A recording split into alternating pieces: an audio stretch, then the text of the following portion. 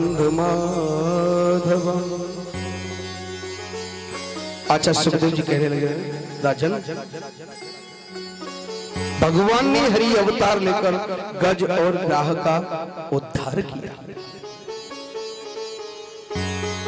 परीक्षित ने कहा, गुरुवर ये प्रसंग मुझे जरूर सुना।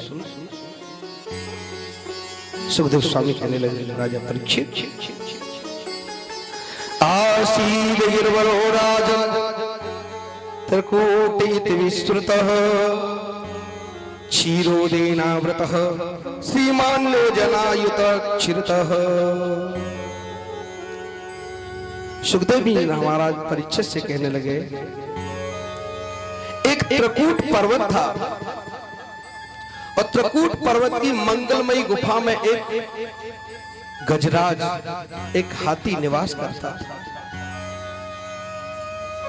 तत्रैव एक दिन वो गजराज अपनी पत्नी, अपने बच्चों के साथ में जंगल में किसी सरोवर की तलाश में निकला। धूप का समय था, गर्मी पड़ रही थी, हाथी को प्यास लगी थी, इसलिए आज जंगल में होकर के अपने परिवार सहित गजराज सरोवर की तलाश करते हुए सरोवर के पास में पहुंचा। आज सरोवर के जल को देख करके बहुत खुश हुआ। सरोवर में प्रवेश किया, सबसे पहले उसने अपनी प्यास को बुझाया, जल पिया।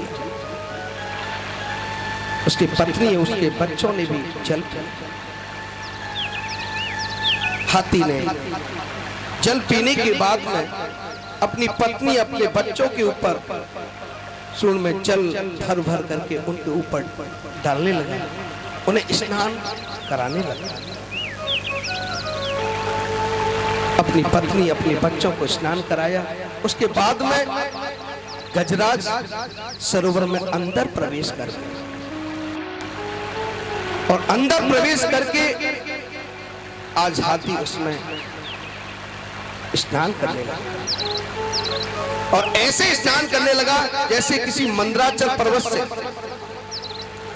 क्षीर सागर का मंथन किया जा रहा हो। आज उसमें खिलने वाले कमल के पुष्पों को तोड़ तोड़ करके आज हाथी डालने लगा। आज सरोवर में हलचल मच गई। वहां के जलचर प्राणी एकदम भयभीत हो। उसी सरोवर में रहता था सज्जनों ग्राह। ग्राह ने देखा कि मेरी घर में ये उत्पात। ग्राह ने जाकर के आज सज्जनों हाथी का पांव पकड़ लिया और पैर पकड़ करके आज उसका रक्त का शोषण करने लगा। हाथी ने समझा कोई छोटा मोटा जीव जंतु होगा, इसे ये नहीं मालूम मैं गजराज हूं, हाथियों का राजा हूं, मुझ में 10,000 हाथियों की शक्ति है। जब इसे मालूम हो जाएगा कि मैंने गजराज का पैर पकड़ लिया है, वो मुझसे क्षमा मांगेगा। लेकिन ग्राह ने तो कस करके पैर पकड़ लिया आज हाथी का और जल के अंदर खींचने लगे। अब गजराज को लगा कि मेरी शक्ति क्षीण होने लगी। पूरी शक्ति लगाई गजराज ने, लेकिन ग्राह ने उसका तिल भर भी पैर आज हटने नहीं दिया। पसीना पसीना हो गया गजराज। गजराज ने विचार किया कि आज तो मेरे प्राण संकट में पड़ गए, किसी काल से मेरा पाला पड़ गया। तुरंत पत्नियों से कहा, बच्चों से कहा, मेरे प्राण संकट में, मेरी रक्षा कीजिए, मुझे खींचिए। ग्राह तो अथाह जल में खींच करके ले जा रहा है हाथी को। हाथी की पत्नी, बच्चे सब सूंड से सूंड मिला करके आज हाथी को बाहर खींचते हैं। जैसे ही खींचना प्रारंभ किया सज्जनों, ग्राह की शक्ति जल में अधिक होती है। जल का जंतु है ना, इसलिए ग्राह की शक्ति बड़ी हुई थी। पत्नी बच्चों ने बहुत कोशिश की। जब देखा बच्चों ने कि पिताजी तो बाहर निकलने वाले नहीं है, कई दिन हो गए हमें खींचते खींचते, हमें भूख लगी है, आज अपनी सूंड को हटाया और बच्चे आज जंगल के लिए चल दिए। हाथी ने कहा, देखो पत्नियों, जिन बच्चों को मैंने खून पसीना की मेहनत से पाल पोस करके तैयार किया, आज वही पर बच्चे मेरे संकट की घड़ी में छोड़ करके मुझे चल दिए। पत्नियां 10-5 दिन खींचती रही, लेकिन जब हाथी बाहर नहीं खींच पाया, पत्नियों ने विचार किया ये तो बाहर निकलती ही नहीं है। पत्नियों ने भी अपनी सूंड हटाई और जंगल की ओर चल दी। हाथी चिल्लाता रह गया, अरे पत्नियों, इस संकट की घड़ी में मुझे क्यों छोड़ करके जा रही हो? मेरी सहायता करो। पत्नियों ने कहा कि अब आप तो निकलने वाले नहीं है, आप तो काल के मुंह में चले गए, इसलिए अब हमारी हिम्मत नहीं कि आपको बाहर खींच पाए, हम तो जाते हैं। पत्नी बच्चे सब हाथी को अकेला लड़ता हुआ छोड़ गए। हाथी चिल्लाता रह गया। हाथी को लगा अब मुझे कोई बचाने वाला नहीं है। जोबर सूंड रही जल ऊपर, तब हर नाम उच्चारा। जोबर सूंड जल के ऊपर रह गई हाथी की, तब देखा कि संसार में कोई किसी का नहीं होता है। अब तो उस परम पिता परमेश्वर को मैं वंदन करता हूँ, उस क्षेत्रज्ञ को प्रणाम करता हूँ जिन्होंने ये मुझे जीवन दिया है, चलने की बोलने की सब कुछ मुझे शक्ति दी है। वो परम पिता परमेश्वर मेरी प्राण रक्षा, हे गोविंद मेरी प्राण रक्षा। जैसे ही गोविंद नाम उच्चारण किया सज्जनों, उसी समय भगवान नारायण गरुड़ पर सवार होकर के आए और हाथी को आज जल से बाहर खींचा है। और आज किनारे पर हाथी के साथ साथ ग्राह भी खींचा चला है। भगवान ने विचार किया, पहले मैं अपने भक्त की रक्षा करूं कि जो भक्तों के चरणों से लिपटा हुआ है उसको मुक्ति दे। भगवान ने आज सुदर्शन चक्र से ग्राह के धड़ को अलग किया है। आज ग्राह को मुक्त किया है, हाथी को बंधन से छुड़ाया, स्पर्श किया दोनों का, दोनों असली वेश में आ गए। एक राजा बन गया, एक गंधर्व बन गया। परीक्षित ने कहा, गुरुवर ये कथा मेरी समझ में नहीं आई, एक राजा एक गंधर्व कैसे बन गया? सज्जनों, जो हाथी था ना, वो इंद्रधुम्न नाम का राजा बन गया और ग्राह था वो गंधर्व बन गया, हुहू नाम का गंधर्व। तो गुरुवर ये जब राजा था तो हाथी कैसे बन गया? ये कथा मुझे श्रवण कराएं। सुखदेव स्वामी कहने लगे, राजा परीक्षित, पूर्व जन्म में ये इंद्रधुम्न नाम का राजा एक दिन अगस्त मुनि को प्रणाम नहीं किया, इसने अगस्त मुनि का सम्मान नहीं किया, अकड़ करके खड़ा हो गया अगस्त मुनि के सामने।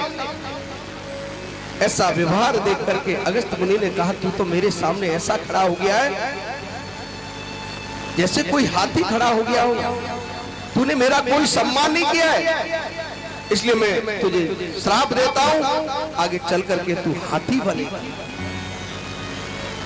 तुरंत चरणों में गिर पड़ा, मुझे क्षमा कर दो महाराज। तो अगस्त मुनि ने कहा, तू मेरे चरणों में आ गया है, हाथी तो तू बनेगा, लेकिन भगवान के हाथों से तेरा उद्धार होगा। हुहू नाम का जो गंधर्व था एक बार अपनी पत्नियों के साथ सरोवर में नग्न होकर के स्नान कर रहा था। वहां होकर के देवल नाम के ऋषि जा रहे थे। देवल ऋषि को देख करके उन स्त्रियों ने तो सरोवर से निकल करके वस्त्रों को पहन लिया, लेकिन वो मदरा के पान में इतना मस्त था इसलिए वो जल में पड़ा रहा। इस व्यवहार को देख करके देवल ऋषि ने कहा, तुझसे तो ये स्त्रियां ही अच्छी हैं, कम से कम इन्होंने देख करके मुझे वस्त्र तो पहन लिए। तू तो इस जल में ऐसे पड़ा रहा, कोई जल तू पड़ा रहता है, मैं श्राप देता हूं तू आगे चल करके ग्राह बनेगा। चरणों में गिर पड़ा। देवल ऋषि ने कहा, तू मेरे चरणों में आ गया है तो तेरा भी उद्धार भगवान के हाथों होगा। इस प्रकार से दोनों ने भगवान की परिक्रमा करके अपने अपने धाम को चले गए। बोलिए गोविंद भगवान की जय। आजा रे श्याम अब तो आजा, आजा ना बहला बातों में, ना बहला बातों में। आजा रे श्याम अब तो आजा, आजा ना बहला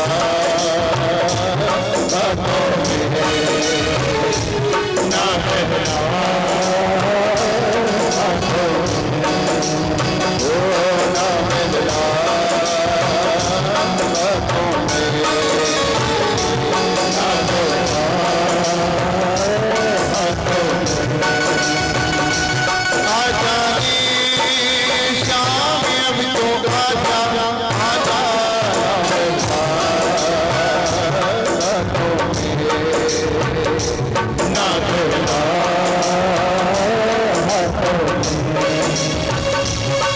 मेरी नैया ओ कन्हैया पार कर दे तू बन के हे भैया। मेरी नैया ओ कन्हैया पार कर दे तू बन के हे भैया। मैं तोहारा गमगमा आजा आजा ओ बंसी बजैया। मैं तोहारा गमगमा आजा आजा ओ बंसी बजैया। ले ले रे श्याम अब तो ले ले, ले ले रे श्याम अब तो ले ले।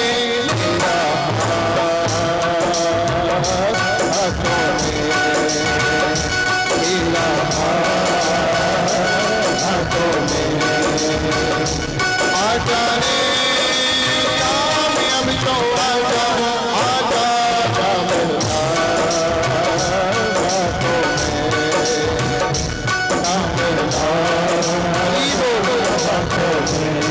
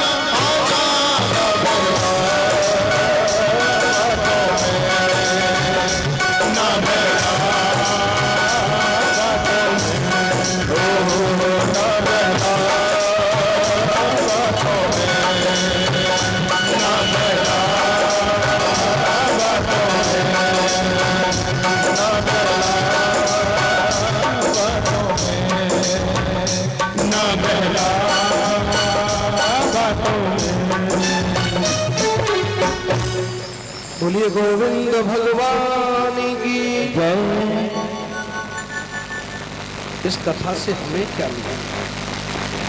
गजग्राह की कथा से हमें क्या मिला सकता? चलो इससे हमें शिक्षा मिलती है। पहले तो हम समझे ये गज क्या है और ग्राह क्या है और सरोवर क्या है। सज्जनों, संसार ही एक सरोवर है और इस संसार रूपी सरोवर में काल रूपी ग्राह रहता है। जीव रूपी हाथी जब इसमें प्रवेश करता है तो जिनको हम अपना मानते हैं ना, तो कोई काम नहीं आता। केवल अंतिम समय पर काम आता है तो परमात्मा का नाम काम आता है, भगवान की भक्ति, भगवान काम आते हैं। सारे बल जब व्यक्ति के छीड़ हो जाते हैं, कोई बल उसका काम नहीं करता, कोई बल उसके सामने नहीं आता, तो हार कर गोविंद को पुकारता।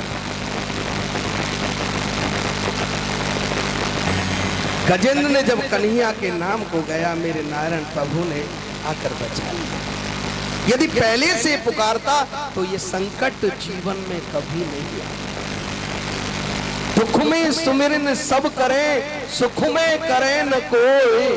जो सुख में सुमिरन करे तो दुख का एक हो।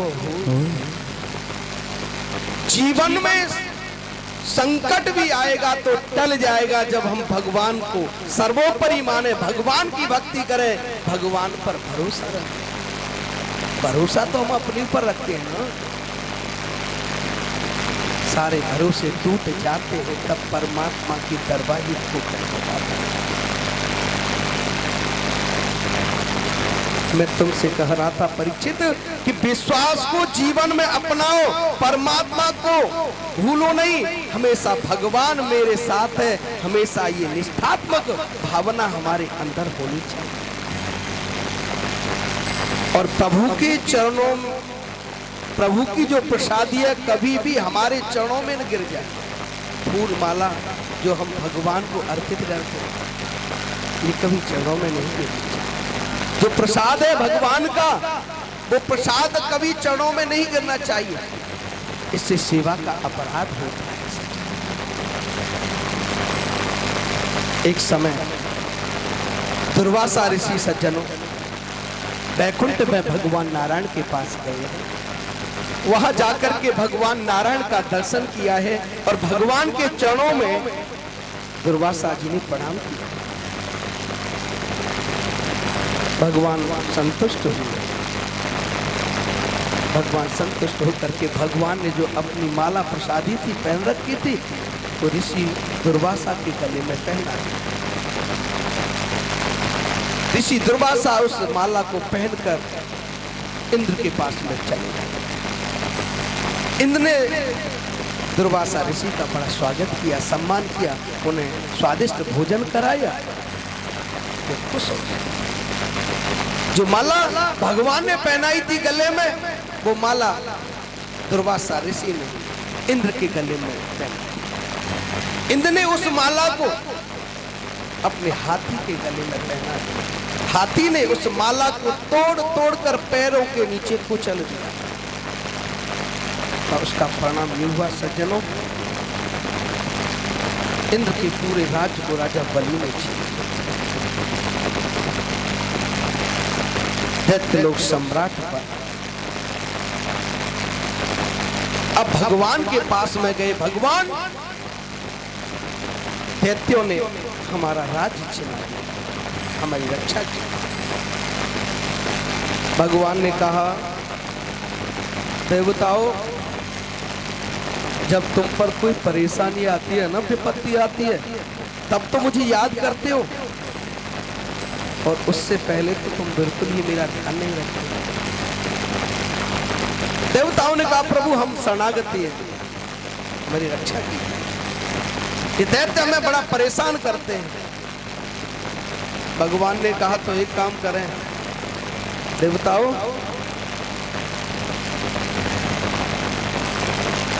आप जाकर के दैत्यों से मैत्री का हाथ बढ़ा, मित्र का।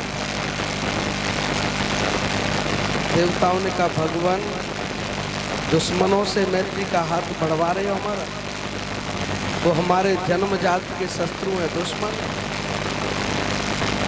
भगवान ने कहा मैं जो कहता हूं उस काम को करो। देवताओं ने कहा फिर ऐसा करने से क्या मिलेगा भगवान?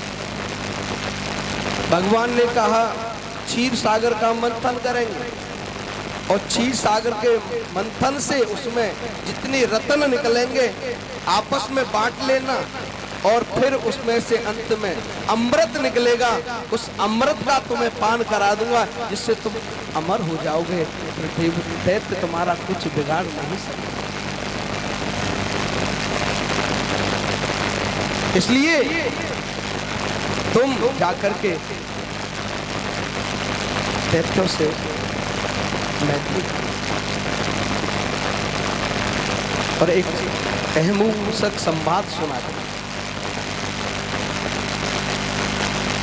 एक सर्प किसी पिटारी में बहुत दिन से बंद था। उस पिटारी में चूहा भोजन की तलाश के लिए निकल गया तो भोजन की तलाश में था, लेकिन किसी का भोजन बन गया। उस पिटारी में जैसे ही चूहा पहुंचा सर्प के पास में, चूहा ने सर्प को देख करके भयभीत हो गया। सर्प ने कहा डरे मत भैया, तुम लोगों को मैंने खाना छोड़ दिया है। चूहे ने कहा काले से बड़ा डर लगता है। बोले प्रत्यक्षम किम प्रमाणम, अब तक खाता तो मैं तुझे खा लेता, इतनी देर क्यों करता? चूहा की समझ में आ गई। तो चूहा ने कहा भैया सर्प भैया, मैं तुम्हारी भला क्या सहायता कर सकता हूं? तो सर्प ने कहा भैया देख, मैं बहुत दिन से इस पिटारी में बंद हूं, तू मेरा मित्र बन जा और मित्र की कुछ सहायता कर। बोले क्या सहायता करूं? बोले कि तेरे दांत है ना बड़े नुकीले हैं, इसलिए इस पिटारी में एक बिल बना करके तैयार कर दे, जिससे मैं आजाद हो जाऊंगा, तू भी आजाद हो जाएगा। आज चूहा ने बिल बनाना उस पिटारी में तैयार किया है और सर्प ताक लगा करके देख रहा था कि बिल बन करके तैयार हो गया। पहले तो सर्प ने चूहे में झपट्टा मारा, अपना भोजन किया, फिर उस पिटारी में से निकल गया। अरे देवताओं, अपना काम बनाने के लिए कभी छोटा भी बनना पड़ता है। इसलिए मैं कहता हूं जाइए दैत्यों से मैत्री कर लो। आज भगवान ने देवताओं को दैत्यों के पास भेज दिया है मैत्री के। दैत्यों ने कहा आज देवता कैसे हमारे पास आए? देवताओं ने कहा भैया अब हमारा तुम्हारा हमेशा के लिए झगड़ा समाप्त, अब हम कभी तुमसे झगड़ा नहीं करेंगे, हम अब दोनों मित्र बन करके रहेंगे। दैत्य बोले स्वार्थ लाग करे सब प्रीति, सुर नर मुन जन की यह। आप स्वार्थी हो देवताओ, कोई न कोई स्वार्थ छिपा हुआ होगा। बोलिए कारण क्या है? चलो हम स्वीकार करते हैं तुम्हारी मैत्री को, दैत्यों ने कहा। देवताओं ने कहा क्षीर सागर का मंथन कर, उसमें अनेक रत्न छुपे हुए, हम और तुम दोनों मिलकर के उसका मंथन करेंगे तो उसमें से जो रत्न निकलेंगे बंटवारा कर लेंगे, आधा तुम ले लेना आधा हम ले लेंगे, फिर उसमें से अमृत निकलेगा, अमृत आधा तुम पी लेना आधा हम पी लेंगे, हमेशा हमेशा के लिए दोनों अमर हो जाएंगे, झगड़ा समाप्त। तो बोले ये तो बात सही। अब संधि हुई है देवताओं की और दैत्यों की संधि। आज जैसे ही भगवान के पास में पहुंचे, भगवान हमारी संधि है। अब इसका क्षीर सागर का मंथन कैसे किया है? भाई कोई यंत्र होगा तभी तो मंथन होगा। तो भगवान ने बोल दिया मंदराचल पर्वत को ले आओ,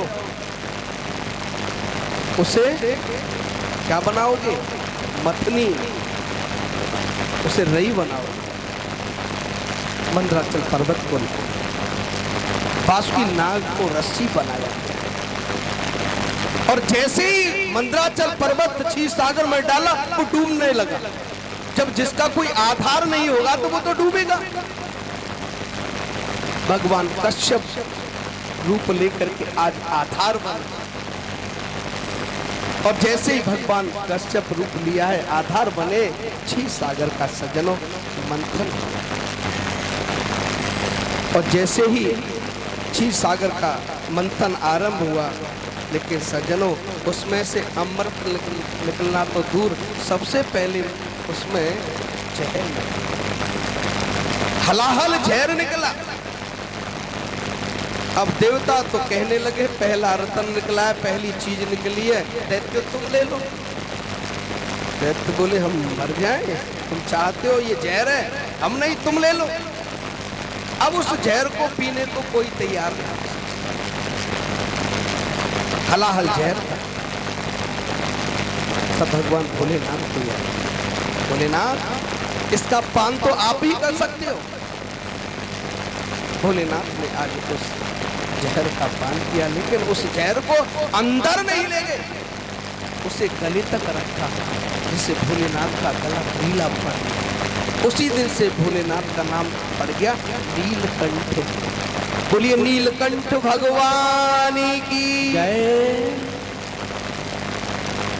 इस कथा से ये मिलता है कि आपसे कोई बुरा कह दे तो उसे अंदर मत ले जाओ, उस बात को गले में अटका के रखो।